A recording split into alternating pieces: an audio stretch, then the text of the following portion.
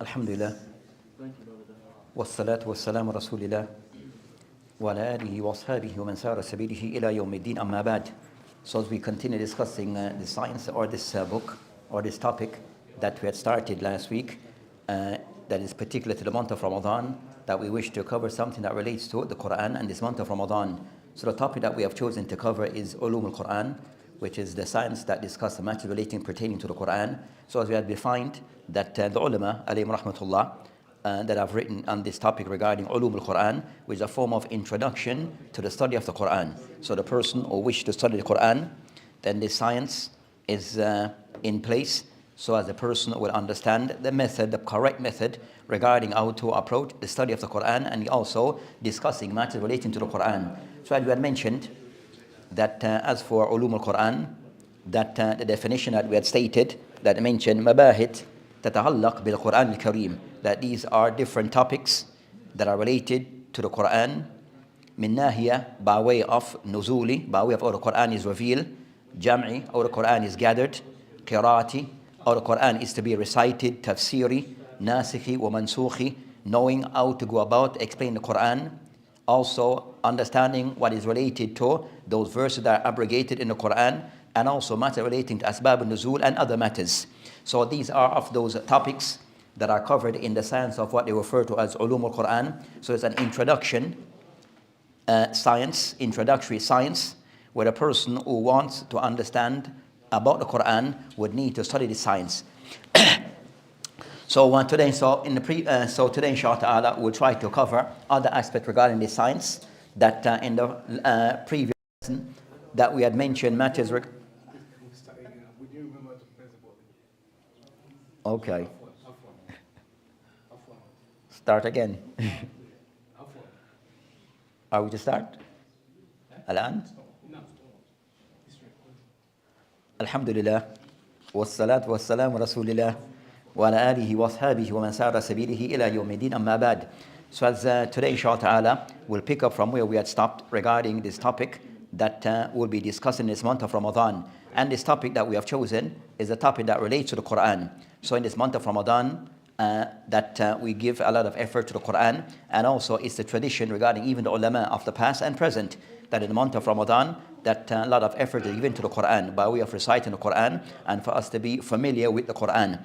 So we have chosen this topic so as to understand the efforts of the ulama regarding what are in place, or what are the things that are in place, so as the person who studied the Quran understand well how to approach the Quran in the correct way by way of the tafsir of the Quran and the likes.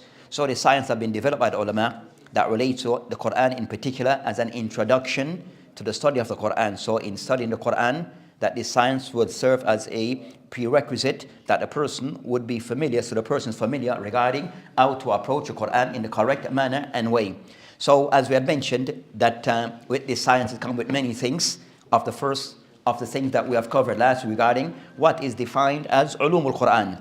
So this is a science that the ulama, they have defined ulum al-Quran, the science of the Quran, as being mabahith tata'allaq bil-Quran al-Kareem. So it's a science that it consists of different topics that are related to the Quran in specific, min nahiya nuzuli, by way of how the Quran is revealed, jam' al-Quran, how the Quran was compiled together, gathered. Also qiraat al-Quran, how the Quran, the different type of recital of the Quran, tafsiri, how the Quran is to be tafsir by way of the principles that are in place. Also the person being able to identify of the awareness of those verses that are said to be nasikh wal mansukh, those things that were mentioned but then abrogated in the Quran, and also asbab al-nuzul, how the Quran, reason behind certain verses, why they are revealed, what is said to be the verses or surah that are said to be Mekki, and those are said to be Medini, and other factors. So these are those things that are captured in the science of the Ulum al-Quran. As we mentioned, that within study of Islam, it will be one of those sciences or one of those topics that one must study regarding trying to expand and to appreciate the Quran as it to be appreciated. We said that unfortunately, that you might find to some degree that the science is not given its due importance. So the science, especially in the West, amongst us in the West, that the science of ulum al-Quran is not given its due importance. And at times we see the result of this. We'll find that people who try to explain the Quran, that they do not go about it in the proper way because they did not study ulum al-Quran. So as we mentioned, that the purpose of this is for us to have an understanding regarding what is involved in the science, so we can better appreciate the Quran, and also aware regarding what are the things that relates to this particular science of ulum al-Quran. So in starting today, inshallah ta'ala, that as we had stated before, that regarding concerning ulum al-Quran, that it can be put into 6 categories. So regarding concerning what relates to the science, it can be placed into 6 categories. The first category, and things that will be covered in that first category regarding nuzul al-Quran, how the Quran is revealed. So the first of those topics, those areas to be covered regarding ulum al-Quran, it will be related to nuzul al-Quran, how the Quran is revealed. This will include regarding what is wahi. So in discussing regarding nuzul al-Quran, what is said to be wahi, revelation, as we say in English, the translation. Also to be covered, kayfiyat nuzul al-Quran, how the Quran was revealed. Also, what will be the awwal ma nuzil, akhir ma nuzil, what's the first verses that were revealed, what were the last. Also, what is how we defined what is said to be Mekki, wal Madani, surah, wal verses, and asbab al-nuzul. So of the first of those category of things to be covered is in relation to nuzul al-Quran. The second that they mentioned is regarding concerning jam al-Quran, how the Quran was now compiled or put together. So how the Quran is put together, and regarding concerning going through the different stages regarding how the Quran is put together, what we call today the Mus'haf. So that also to be covered, and also Asma al-Quran and the Sifat al-Quran, regarding also matter that relates to the third category regarding Khasais al-Quran, those things that are particular to the Quran, regarding Asma al-Quran, what are the names of the Quran, are we able to give the Quran any name that we choose. Also matter regarding Sifat al-Quran, different description that with the Quran that is given to the Quran, and other factors. So also we go through those topics and other matters regarding Qiraat al-Quran, regarding the different Qiraat, different recitals of the Quran that are there, and history regarding this. What is Ahruf al-Sab'ah, the Qiraat al-Shadh, and other matters regarding al-Qiraat. And also Huquq al-Quran, what is involved regarding, given the Quran is Huquq. So also regarding concerning the person wish to read the Quran, recite the Quran, what are those adab that a person should observe in reciting the Quran. And especially regarding us in the West and the Muslim in general, being reminded regarding of those adab, those mannerism and conduct that we should observe while reciting the Quran. I said at times we may neglect of those things by way of the person reading the Quran, and the one also at times may be listening to the Quran. So knowing those adab that one should be mindful of regarding the adab of the Quran, and also other matters relating to the Quran. Then we'll discuss concerning that is important aspect of the science regarding tafsir Quran. So in explain the Quran, what are those things that should be in place in a person who wish to make tafsir of the Quran? What are the rules and the relation regarding tafsir of Quran? And also the books of tafsir in various areas of tafsir. So you have books regarding tafsir that are particular regarding, they mention concerning kutub al-ma'thura or tafsir al-ma'thura. So tafsir that are specific to a hadith wal aqwal of the salaf, nothing else. Books that are there regarding at-tafsir bil-rahi.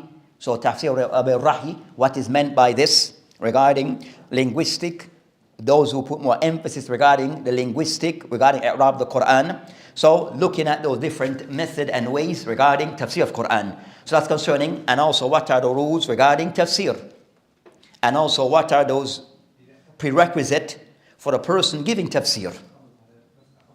So all of those things, hopefully inshallah ta'ala, that we'll try to cover. That so in starting today, that we have done the introduction by mentioning concerning that this topic, that there's books that have been written on this topic specifically, that initially that ulama that didn't have a specific book that was comprehensive on this topic, but later on those books start to be written, and of those renowned books, we have mentioned some of the more renowned books of Ulum al-Quran. Who recall some of those books? So the books of Az-Zarkashi, Burhan fi Ulum al-Quran. So that's a very important book on this topic. But we said it's not a book that is thick. As we have shown before, it's a thick book, but it's an important book that covers over 40-something different topics relating to Ulum al-Quran. Then after, another important book on this topic is the book of Suyuti. What's the book of Suyuti? Al-Itqan. So Al-Itqan, also by As-Suyuti, rahimahullah, that also covered this topic. So also is book that goes more in detail compared to the book of Az-Zarkashi. So the book of Suyuti Itqan, that he had some, so he added to what was mentioned by Az-Zarkashi. So Zarkashi mentioned about 40-something different anwa. How many we said? 48. Then Suyuti mentioned how many? He doubled. 80. So Suyuti came and mentioned all different topics, 80 topics to be covered regarding Ulum al-Quran. And then also we have those two books are important books to be studied on a more advanced level.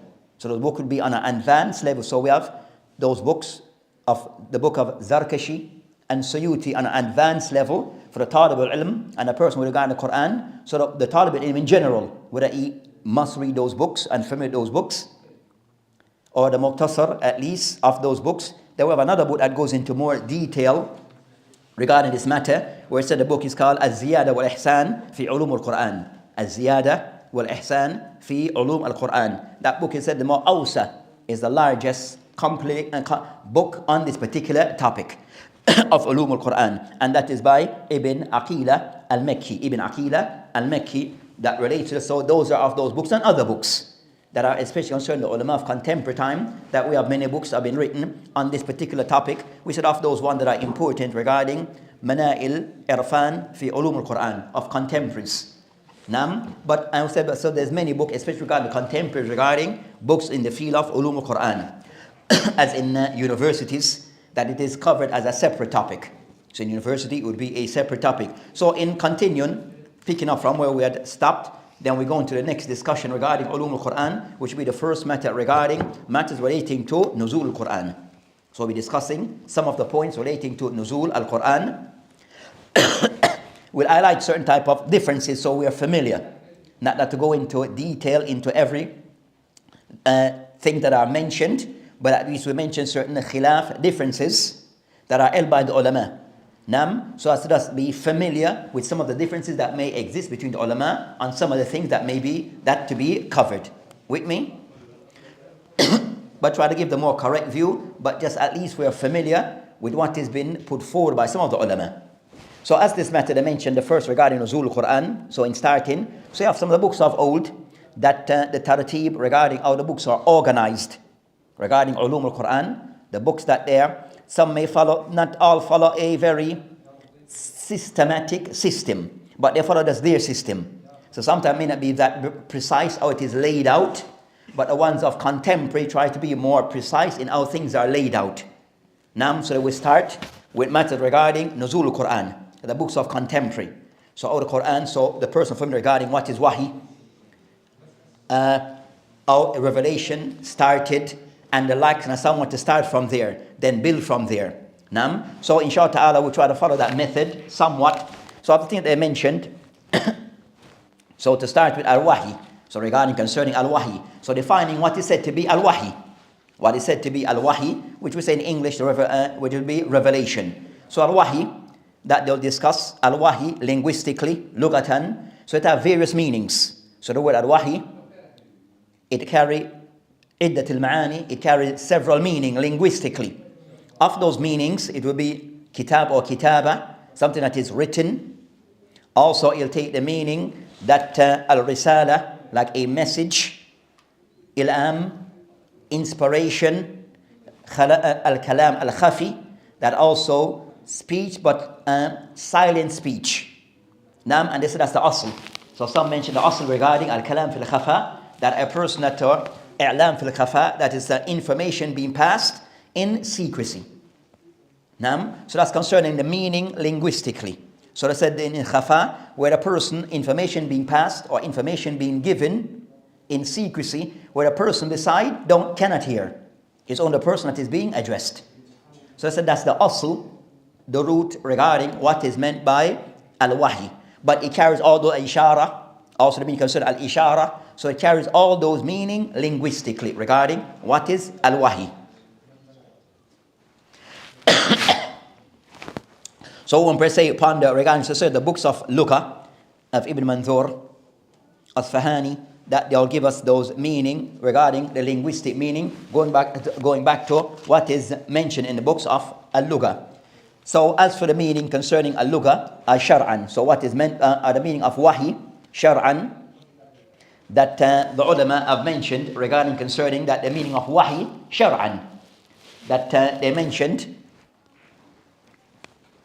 that as a source that we're using, which is more condensed, that the source that we're using, that a book that is called Mudhakkira fi Ulum al-Quran. So it's like a more, in about 200 and so pages. So it's written by one of the Mashaykh from Yemen, that he used to teach this topic in Damaj and other places in Yemen. So he can somewhat, because he used to teach this subject of Ulum al-Quran, that he put a book together, like a summary, to give us a general idea regarding this matter. So he used as his main reference the more traditional books that we had mentioned. So he can somewhat summarize those books, like for beginners, intermediary. So that we're using that our main material, but we may add to it. With me? So it's called Mudhakkira fi Ulum al-Quran by one of the Mashaykh from Yemen. So we have like a downloaded section that we need. So for the section that we'll be using mainly, that we have somewhat download that from off the internet. So what we said, we may add from other sources. That he mentioned regarding concerning that the meaning of al-wahi shar'an.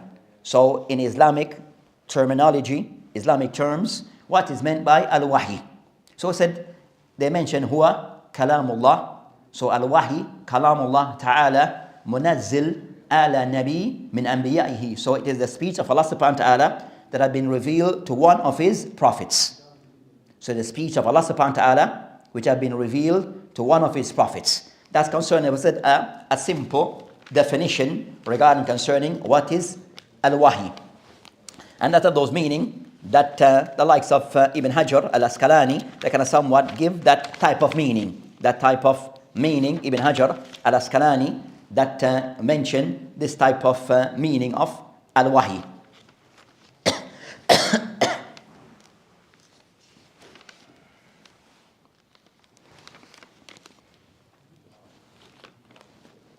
So Ibn Hajar, the more precise, so that's the definition given by the author of Mudhakkira fi Ulum al-Quran, that al-wahi, fahuwa kalamullah, is the speech of Allah subhanahu wa ta'ala, munazzal ala nabi min anbiyahi. So it's the speech of Allah subhanahu wa ta'ala that have been revealed to one of his prophets.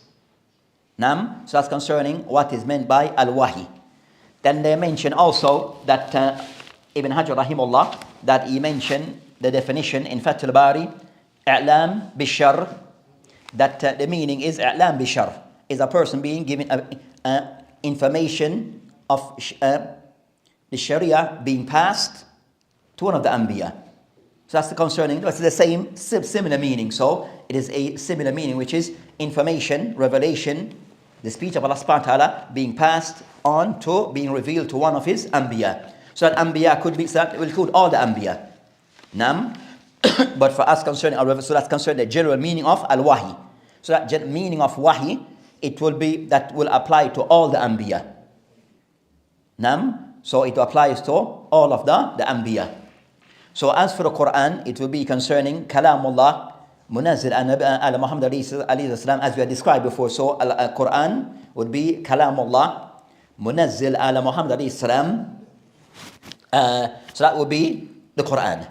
So it would be specific to the Prophet of Islam, that would be the Quran. What was revealed to other Anbiya would be revelation, as that is particular to that particular Nabi. So that's concerning the general meaning concerning al-wahi. Some mention i'lam al-sari al-khafi, that also trying to attach it to the linguistic meaning, i'lam sarih khafi. That is information that is being passed speedily, but khafi in a silent way to that particular Nabi. So that's concerning what is meant by concerning al-wahi. The next of the things to discuss regarding, so zar'a, so that's the meaning.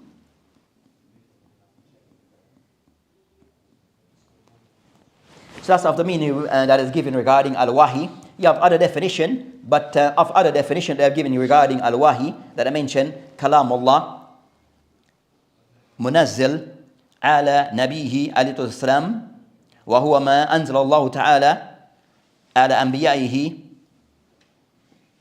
wa arrafahum bihi min anba al-ghayb wa shara'i' wal hukm aw wal hikam. ومنهم من أعطاه كتابة أي تشريعا يكتب ومنهم من لم يعطي كتابة. So that's concerned a more detail regarding that what is wahi. Well, Allah subhanahu wa ta'ala is revelation from Allah subhanahu wa ta'ala to that prophet of Allah subhanahu wa ta'ala, that for him to be aware of what Allah subhanahu wa ta'ala of awareness of what Allah subhanahu wa ta'ala wished to pass on to him regarding matters of the unseen, matters regarding laws and regulation. So that's concerning al-wahi. At times it may be given in a form of a book, and at times it may without. So that's concerning al-wahi. So as for anwa al-wahi, so anwa, the different categories or types of revelation, the different types of revelation of the ulama who have regarding anwa, the different types of revelation have classed into two types, al-khas wal-am.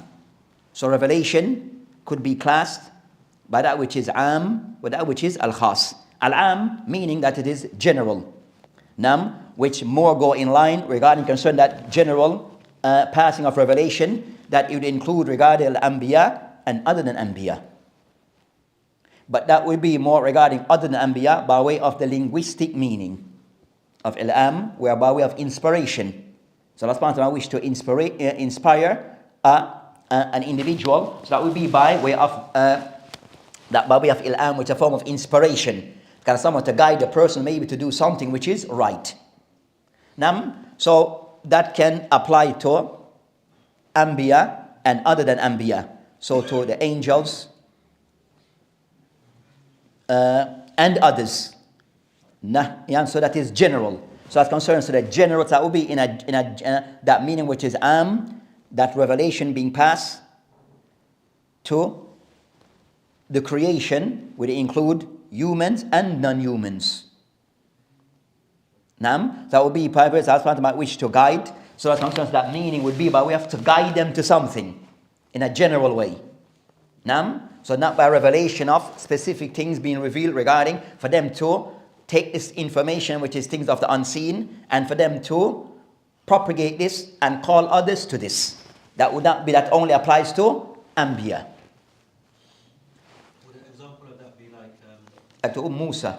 Yeah, no. So unto An-Nahl.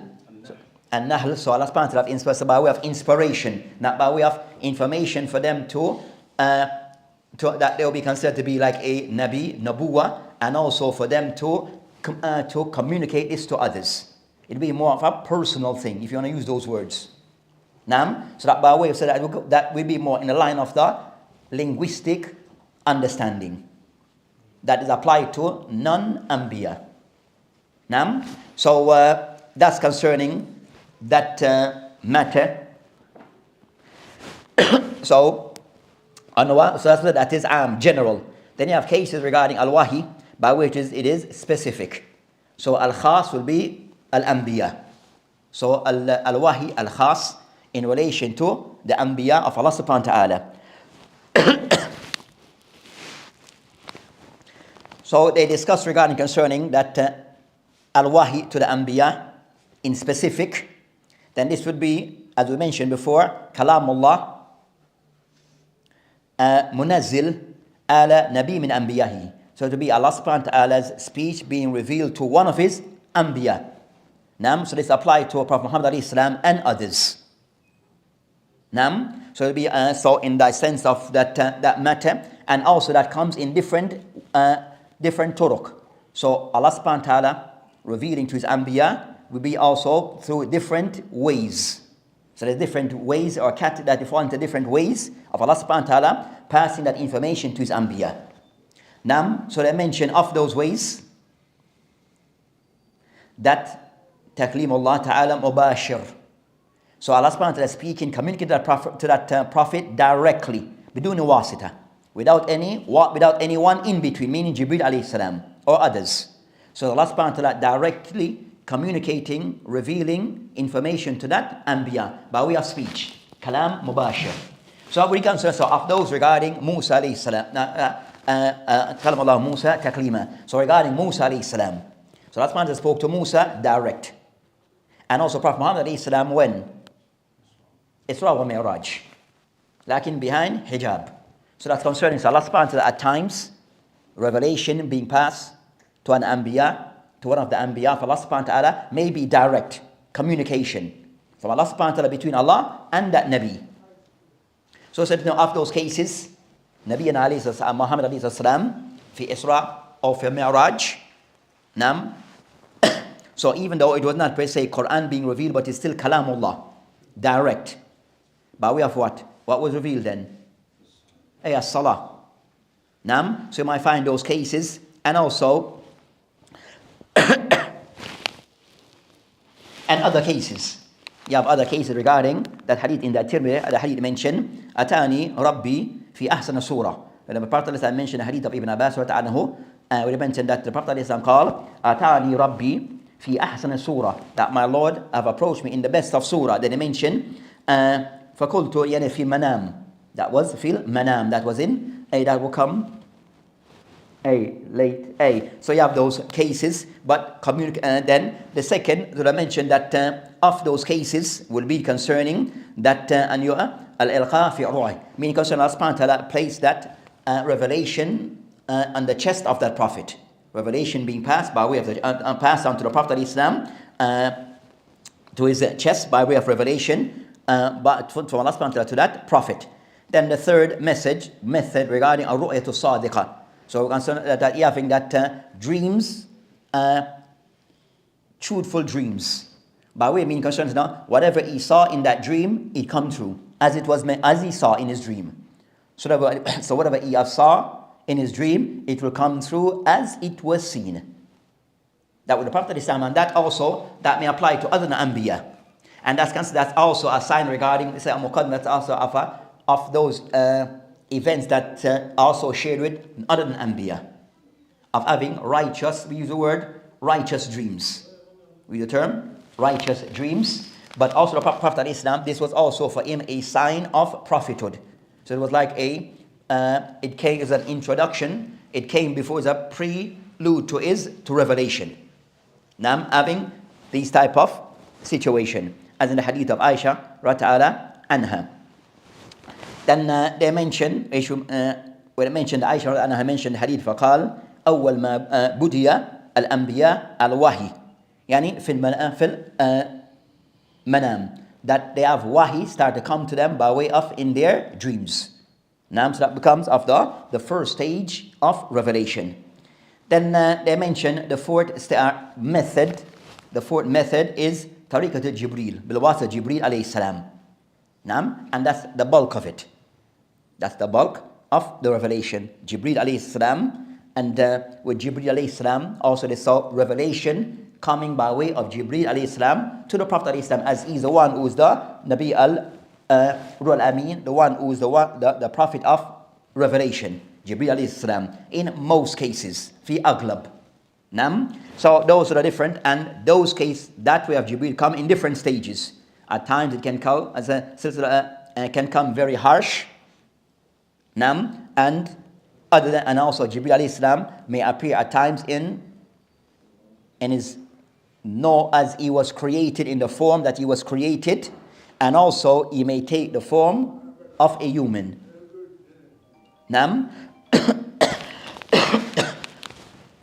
So Jibril alayhi salam, so of the ways of revelation is by way of Jibril alayhi salam, that I will mention that he may come in different forms by way, as he was created by way of another person, or way that he would also pass on revelation to the Prophet ﷺ to his heart. So different ways of revelation being passed on to the Prophet ﷺ. So those are regarding concerning matters regarding that revelation by way of wahi, discussing concerning al-wahi by different categories of wahi, wal khas, and regarding concerning specific case regarding the anbiya, that out is wahi is passed on to the anbiya. Also, it comes in different ways. So it's not one way; it's different ways. Well, some are more easier, and some are more difficult. Also the angels, that some by way of dreams, and some direct between them and Allah subhanahu wa ta'ala, some with a wasita and biduni wasita, by way of revelation being passed to the anbiya.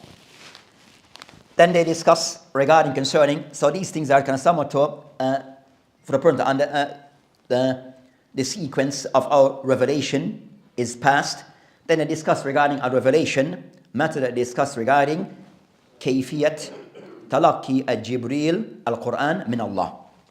So how Jibril, in specific we discuss concerning the Quran, how Jibril received the Quran from Allah subhanahu wa ta'ala. So how Jibril alayhi salam received the Quran from Allah subhanahu wa ta'ala. So regarding concerning this matter, that they discuss regarding concerning that with this matter, that there's some aqwal, some incorrect, but there's aqwal. With me? So as for the first qawl, that regarding concerning that are mentioned,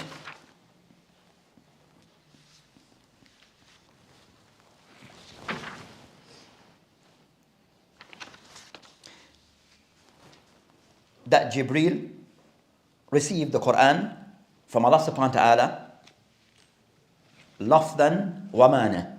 So Jibril alayhi salam that received the Quran from Allah subhanahu wa ta'ala as it is, without as it is from Allah subhanahu wa ta'ala, and he heard this from Allah subhanahu wa ta'ala without any addition nor subtraction. So he received it, so he become like a vessel to receive the Quran as it is from Allah subhanahu wa ta'ala directly. So that's concerning that one of the view of the and the qawl of Jumhur of Ahl Sunnah. That's the method regarding Jibril alayhi salam that can somewhat fall in line with the aqeedah of Ahl Sunnah wal Jama'ah regarding concerning Ahl Sunnah wal Jama'ah, and Jibril alayhi salam talaqi al-Quran wa samiyahu min Allah subhanahu wa ta'ala harfan wa sawtan. So he heard the Quran directly from Allah subhanahu wa ta'ala, the words as it is, without any form of addition nor subtraction. And is not for him to add or to delete. So that's concerning the first view of Ahl Sunnah regarding concerning this matter.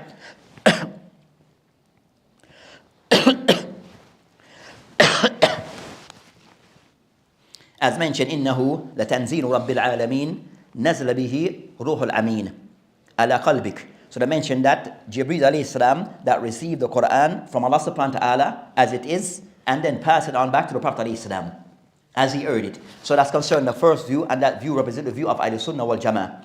Then they mentioned some other views that are there regarding concerning this matter, that of those views that are put forward. They said now just to be aware, that they mentioned in the Jibreel alayhi salam in Manazlabi that Jibreel, that the Quran, that it was revealed to Jibreel bimana, that inna al-Quran nazala bimana, that the Quran was revealed to Jibreel by way of the meaning, not the wordings.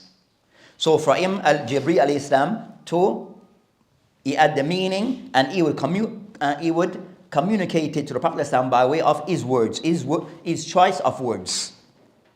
Clear?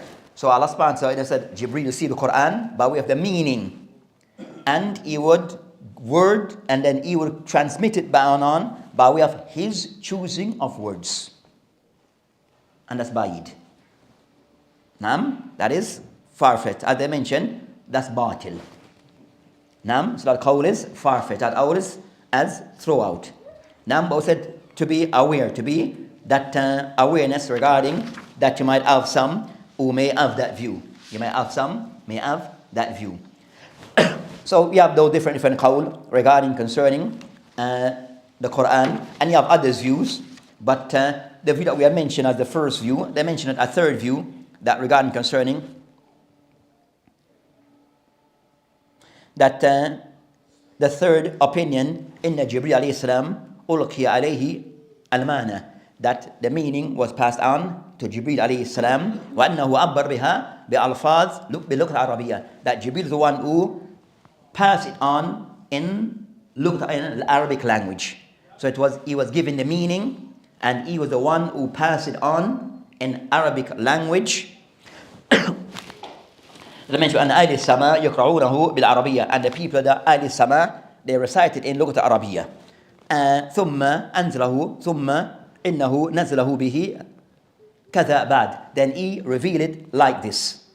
So he was the one who chose the language, Jibreel alayhi salam. So to reveal to Jibreel by way of the meaning, then he chose the language, passed it on to the people ahli sama, and they read it in Arabic. Then he then revealed it to the Prophet ﷺ in Arabic. That's also batil. That's also false. So you have those views that are there who said now just to be aware regarding of those views that are there. And the like of Shaykh al-Islam Ibn Taymiyyah refute all those views, refute some of those views. So the general view we mentioned as being the first, that the Quran reveal without any form of addition or subtraction. To Jibreel alayhi salam in Arabic, in that language, lafdan wa mana, and he heard it from Allah subhanahu wa ta'ala. Now so that's concerning the Quran. Then the next of those matters that is discussed is regarding now from that Jibreel alayhi salam. So all those other views then just conflict the fact that the Quran is Allah's speech. So that's the purpose behind those views. Claims that you have those who deny regarding Kalamullah. So as we know concerning, so this matter have to do concerning that matter regarding i'tiqad. So you might find I said that with ulum al-Quran on all the sciences. And the four main sciences are what? The main four Islamic sciences are what? Ulum al-Ghaya. Ulum al-Ghaya are four. Quran, meaning tafsir al-Quran. Hadith, understanding the hadith. Fiqh and Aqidah. So these are the primary main science. Everything else is there to support them. So Mustalah is there to support what? Hadith. And to put guidelines regarding how to understand the hadith correctly. So Mustalah go to consider what is hadith to sahih, what's the condition, and how to grade hadith. Also have rules regarding how to different matters regarding fiqh al-hadith. So they have Mustalah to put the rules regarding how to, as a guide, how to approach the hadith. So it'll be like a prerequisite science to have before you start to explain hadith. With me? The same to the Quran. So ulum al-Quran will be a prerequisite science regarding before you start to what? Explain the Quran. So you have to know these things. So those are the primary sciences. So you find that with those sciences also, you'll find that within all those four sciences, that you have things that they share that are musharaka, that are shared between the sciences. So knowing those things that are shared between each science. So the time we said things that spill out on all the science, but they are shared. So of those things that are shared, so things that were ulum al-Quran that are shared and things that are specific to the Quran. That are not shared in other science. So of those things regarding this matter, al-wahi, how we defined al-wahi and how it is delivered. We'll find that those who in matters of aqidah that they deny kalamullah, the speech of Allah subhanahu wa ta'ala, haqiqatan. Then this now come into those things we said no, it comes out in these things. With me? So that's why I said that now with all science of the person, that he has to be mindful because there's things that are shared. And sometimes and if you are not aware, you might fall into an error in one thing that passes on, that spill over into another thing. With me? So you find Aqidah and the Quran in that matter, they share. So if you have error in one, it will affect the other. Nam? And the same will be with Hadith al-Qudsi who fall into this category, as we had covered before. So some books, Quran, they will discuss regarding that we mentioned previously regarding the difference between what we say with the Quran. So before we go to that matter regarding, so you find that others, for example, said that Sheikh Al-Rumi has a book called Dirasat fi Ulum al-Quran. This is contemporary. Now, good book, but to get access to it. So it's online, but a good book, so take it. So say we have one main book we're using, but take from other sources. So of the thing that he discussed, and some discuss regarding concerning that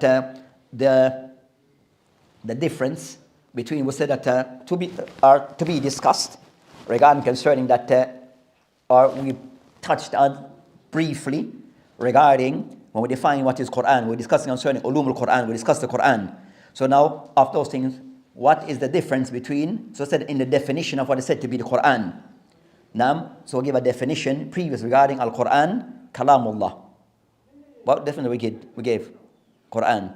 Kalamullah, munazzil an Nabi alayhi salam, Muhammad alayhi salam, mu'jiz في ايش؟ في سورة في أكثر سورة معجز في أكثر سورة. نعم. So of this that they mentioned that al-i'jaz, that it distinguished regarding al-Quran wal-Hadith al-Qudsi. So of those things, the difference between Quran, we said the Quran, some will put consider ma bayna al-Fatiha ila an-Nas. So the part of that will include a part of the definition of Quran. So what is al-Musaf? What is between al-Fatiha wal-Nas? That is Quran. But by way of revelation, Nam, Hadith al-Qudsi, we discussed that Hadith al-Qudsi, I think is mentioned here also, or to come, that Hadith al-Qudsi, since we start, Hadith al-Qudsi, the difference between Hadith al-Qudsi and Quran. Nam, of those things regarding Hadith al-Qudsi, it is Kalamullah, not to say mu'jiz. Where Hadith al-Qudsi, you can bring a sentence similar to it, or a portion of it. But Al-Quran, you're unable. The smallest surah you cannot per se bring, or formulate sentences in the manner of the surah, the smallest surah with the Quran. That's a challenge to mankind. Nam? So that's a miracle. It is a mu'jiz or i'jaz. A mu'jiz is a miracle. You cannot bring something similar. So it becomes like a miracle because no one can. It's a miracle that no one can bring anything similar with the smallest surah. Nam? So that becomes like the challenge to mankind. If you are so eloquent in your speech, then bring something similar. But we're unable, mankind. So that of those things with Hadith al-Qudsi, that of the differences, it's anything. Kalamullah, we discussed regarding lafdan wa mana, which is a correct view, that Hadith al-Qudsi, but meaning and laf, nam, is from Allah subhanahu wa ta'ala, but it is not the Quran. Also, I said with the Quran, they mention many things. That with the Quran, Hadith al-Qudsi, Hadith al-Quran, that it is transmitted mutawatir. The Quran, you find many people have narrated the Quran. As for Hadith al-Qudsi, at times you might find some Hadith al-Qudsi may be mutawatir and it may not be mutawatir. It's not a condition for Hadith al-Qudsi to be mutawatir. Also Hadith al-Qudsi, that for example Hadith al-Qudsi, that they mentioned that with the Quran, but it is read in your salat. Hadith al-Qudsi cannot be read in your salah. Quran, with different ulama, it requires reciting the Quran that a person will be in a state of tahara. Hadith al-Qudsi, you don't have to be in a state of tahara to read the Quran, to read the Hadith al-Qudsi. Now, Quran, the surah, with the exception, they start with what? Bismillah. Hadith al-Qudsi doesn't start with Bismillah.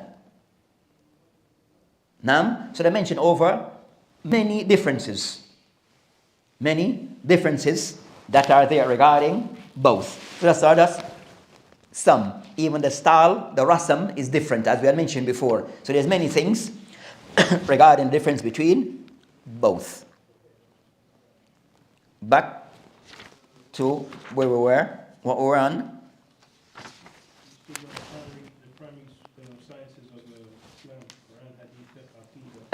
Before that, The language, Hebrew, and the language was fun. I'll come back. So, regarding concerning that, or the Quran is revealed by way of.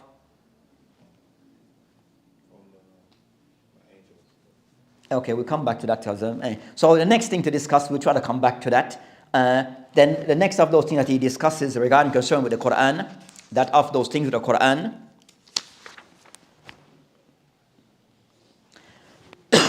that with the Quran concern Asma al-Quran, wa Sifat wa Awsaf. So Asma al-Quran wa Awsaf al-Quran. So different attributes of the Quran have been described, and also the names of the Quran.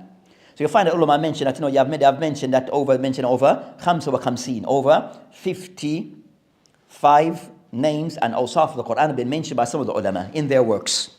So they mention a list of names and description attributes of the Quran. So exceed over 50 something. So from that list though, so you mind that many things are mentioned. Of the more common ones that are mentioned by way of the name of the Quran. By way of the name of the Quran that they mention, of those, the Quran is mentioned as Quran. ذَلِكَ الْكِتَابِ. Oh, sorry, that's إِنَّ هَذَا Quran. So of the names of the Quran, as mentioned in the Quran, إِنَّ هَذَا Quran. So the Quran refers to itself as Quran. So that his name is given a name to itself. So the Quran is one of the names. Also Furqan, so second Furqan, تبارك الذي نزل إيش الفرقان. So نزل الفرقان. So the Quran refers to itself as being Furqan, Furqan, that which make a distinct, a divider, a criterion. Also third of those names that are mentioned, Al-Kitab. ذلك الكتاب. Nam. So that's the name of the Quran, Al-Dhikr. نزل الذكر إنا نحن نزلنا الذكر وإن له لحافظون. So I mentioned that he referred to himself as being Al-Dhikr. So that's the name of the Quran. That's how many? 4. Fifth, Al-Wahi. So I mentioned the Wahi. قل إنما أنذركم بالوحي. So I mentioned itself as being called, referred to as being Al-Wahi. Also Tanzil. Also they mention Al-Qasas. So those are some, and you have others. But you have a discussion regarding concerning that are all these names that are put forward actually names. So the criteria to distinguish, and then also you have by way of awsaf that I mentioned, al-wasf by way of description of the Quran that we mentioned as nur, maw'idah, shafa, huda, rahma, tabarak, Naba al-Azim. So these are various descriptions mentioned by way of the Quran to describe the Quran.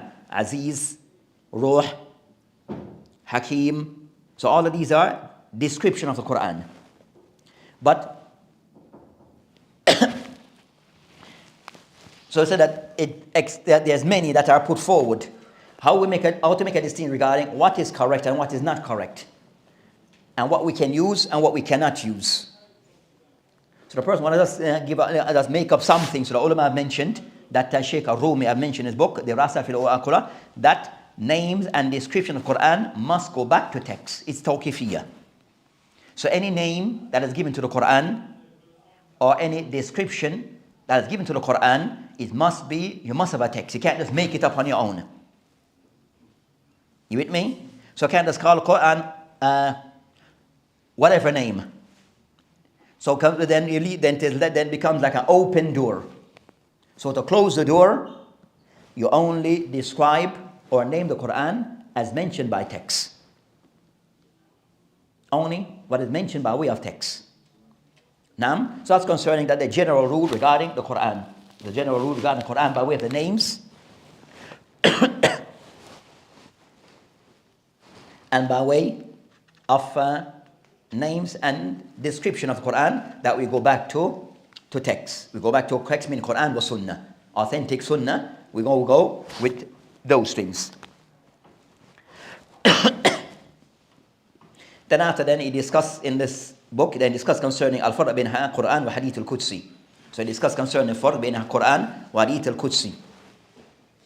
So he mentioned after farq that he mentioned here, one, the difference between Quran and Hadith al-Qudsi, that ta'addi, we're concerning that, can we able to bring something similar to the Quran? By way of the word out of the Quran is the Quran, by way of the language of the Quran, can we bring something similar, which has never been done up until today. Nam, so a Hadith al-Qudsi, then you can maybe bring a sentence that is similar to a Hadith al-Qudsi. Nam, that also they mentioned that the Quran is mahfuz. The Quran is preserved. And of the ulama also all that concerned that Hadith al-mahfuz by the Quran, without doubt. Nam, but eventually concerned the Quran will be risen up. That's a latter time. Nam, but up until the Quran will still be preserved until it is raised by Allah subhanahu wa ta'ala. Also the Quran concerning ta'abbud bi tilawati.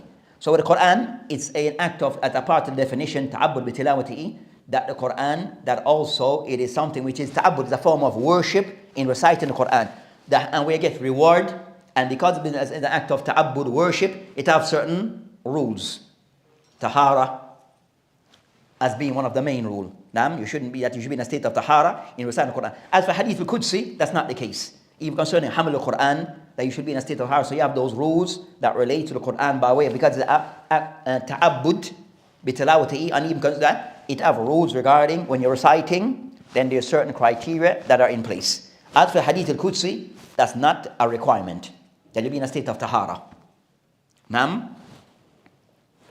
With the Quran, it's not allowed, which sometimes does occur, that with the Quran, that a person cannot recite the Quran, just that you want to give the Quran, recite the Quran by way of meaning. I'm going to give you an ayat, and I give the meaning of the ayat, then that's not acceptable. Then the person corrected. So you cannot mention an ayat by way of the meaning. Not the Quran has to be mentioned precisely as it is, not by way of its meaning. You can convey the meaning and say that's Quran, then that's not allowed. With the Hadith al-Qudsi, you can narrate it by way of meaning. With the Quran, it has to be mentioned as it is. That we mentioned, the Quran is read in the Salat. Hadith al-Qudsi cannot be read in the Salah. Quran ثبت بالتواتر, with many narrations. With a Hadith, with the Hadith al-Qudsi, that's not the case. So those are some of the differences. We said with Basmala, what is between al-Mushaf, and also they make a distinction between the word al-Mushaf wal Quran. What is said to be, also we end with this type of, at the time. So they make a distinction between to say what is the Mushaf and what is Quran. So that also is discussed. So the Mushaf would be what we have there, which consists of Quran and additional stuff. So what is in the book that we have, that have the cover of introduction, of at the back you have the page of context, then you have with it different things that make you understand that all of that is not the Quran. You have a copy of the Quran or Mushaf. So in it, so that is not, so it has the Mushaf as in it Quran and additional stuff. So the difference. So the Mushaf as, so this is the Quran. This at the top is not Quran. Telling you the surah name. So that's not Quran. So in this one, you have like this page, Al-Mushaf al-Qatar, and the word of it is printed in Qatar, type of thing, Bi-Riwayat al-Hafs and Asim. That's not Quran. So this one, some of them you have more intro, you have more things at the front. And this one I have just one page, alhamdulillah, just one page, you go straight into Quran, which is Quran start with Bismillah, onwards. So what at the back? So they put less. So all these things at the back regarding all these information at the back. Then, so that's concerning, then the Quran, it ends there with An-Nas. So what comes after, regarding all these other things at the back, then that's not Quran. So all of this though is called Mushaf. Now Muhammad said so. Mushaf Uthman, not Quran Uthman. Because Uthman does not have a Quran. Naam, so it means as Mus'haf al-Uthman because he put a book together. Naam, so it is not referred to as Mus'haf al-Uthman, not Quran Uthman, because Uthman has no Quran. No one has a Quran. Quran min Allah. Naam, so that's concerned the difference between both. The difference between both. So inshallah ta'ala, we'll stop here today and continue. Wabillahi ta'ala tawfiq. So also, for example, just to add, that we discuss later, for example, a person, the translation in English or in any other language is not to be referred to as Kalamullah, Quran. That's the translation. The meaning of the Quran. Or the meaning, what is, or English rendering.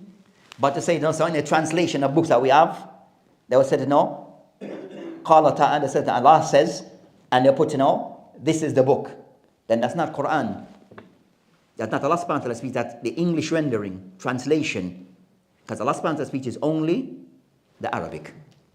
Any other language is a translation of the meaning, trying to convey the meaning, but is not to be referred to as Quran. Taib? So that inshallah, but we discussed that concerning after the discussed regarding at-tarjma, that even a more, so we'll discuss those things if we reach Bidnillahi ta'ala. So that inshallah will end and continue next week, Bidnillahi ta'ala. You